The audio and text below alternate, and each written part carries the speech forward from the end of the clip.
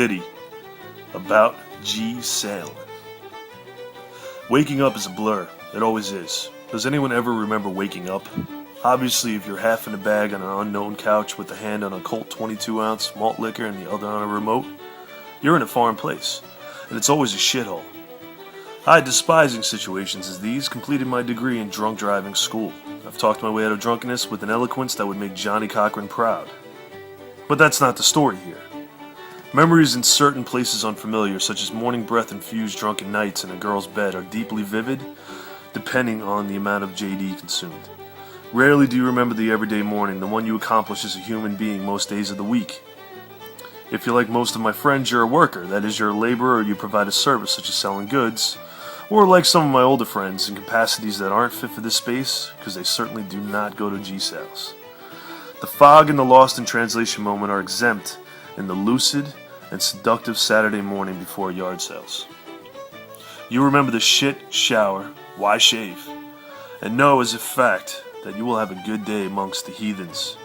Amongst those who may not seek what you seek, but realize that we humans have way too much shit and we must gather more for ourselves. Yard sales is an interesting dichotomy of capitalism and religion. Such basic questions as, do we crave and covet the supposed junk our neighbors have?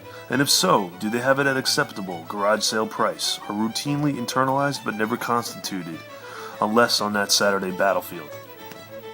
Acceptable price is a basic tenet of all garage sales. To all of you douche that pretend to have a sale and line up your DVDs in price order, dependent on achieved social coolness, with $10 price tags, and the happenings of the world with a pink sticker of $5 in bold font, can kick rocks. You're wasting Earth's precious fossil fuels pretending that sailors don't see behind your bullshit.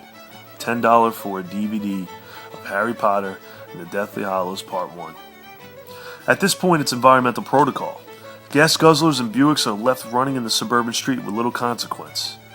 I blame sellers who evade garage sale ethos and charge insane prices. The worst of those sellers that resort to the term eBay. People mention eBay and say, well, I could eBay that and make 20 bucks. eBay is a website, therefore a noun.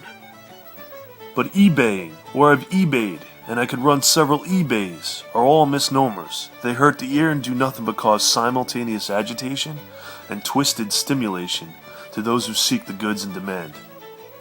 Besides your initial anger at these hacks, you realize that despite your best effort to attend civilized, appropriate garage sales, there's very little that can be done to stop the tides of capitalism.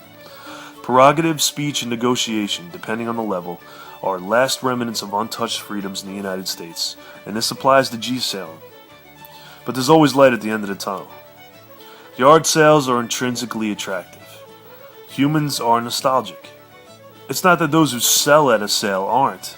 They just aren't nostalgic in the area you are, which of course is the beauty of a good yard sale.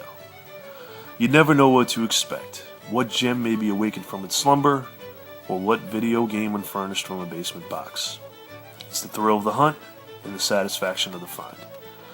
You may liken it to a lion thoroughly hunting for its prey, or in less glorified but appropriate G Salin terms, a balding man sitting on a torn green leather couch seat in a grimy diner consuming a greasy cheeseburger.